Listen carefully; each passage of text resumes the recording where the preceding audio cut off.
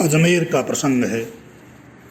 एक बार अजमेर में अंग्रेजी के एक भारतीय विद्वान ने स्वामी जी से योग और उसकी सिद्धियों के संबंध में प्रश्न किया। प्रश्नकर्ता योग सिद्धि को बिल्कुल नहीं मानते थे। उत्तर में स्वामी दयानंद ने कहा कि तुम समझते हो कि हम ऐसा भारी काम बिना योग के ही कर रहे हैं।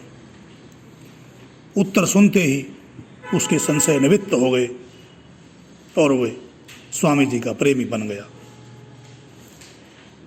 एक बार का प्रसंग है। मथुरा में महर्षि दयानंद एक दिन ध्यान में बैठे थे।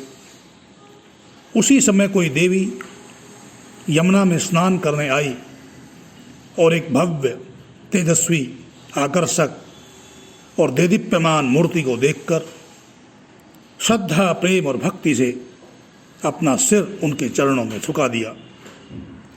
स्वामी जी एकदम चौंक पड़े और स्त्री स्पर्श का प्रायश्चित्त करने के लिए निर्जन स्थान की गुफा में 3 दिन और 3 रात्रि ध्यानावस्थित और निराहार रहकर प्रायश्चित्त किया। इस घटना से पता चलता है कि महर्षि स्वामी दयानंद जी महाराज 3 दिन की समाधि लगा सकते थे।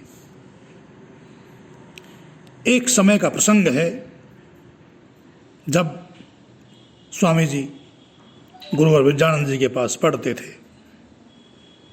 एक दिन आदर्श शिष्य दयानंद को पाठ याद न रहा तो उन्होंने दंडी जी से दोबारा पूछा तो दंडी जी ने कहा कि हम बार बार नहीं बताते, पाठ स्मरण करके आओ। जब तक पहला पाठ नहीं सुनाओगे आगे पाठ नहीं पढ़ाया जाएगा। यदि तुम्हें ये प्रयोग याद न आवे तो यमुना में भले ही डूब मर जाना, परंतु मेरे पास न आना। स्वामी जी ये संकल्प करके यदि पाठ स्मरण नहीं हुआ तो यमुना में डूबकर प्राण त्याग दूंगा। सीता घाट के ऊपर ध्यानावस्थित होकर बैठ गए और उस समाधि अवस्था में ही उन्हें ये पाठ स्मृत हो गया।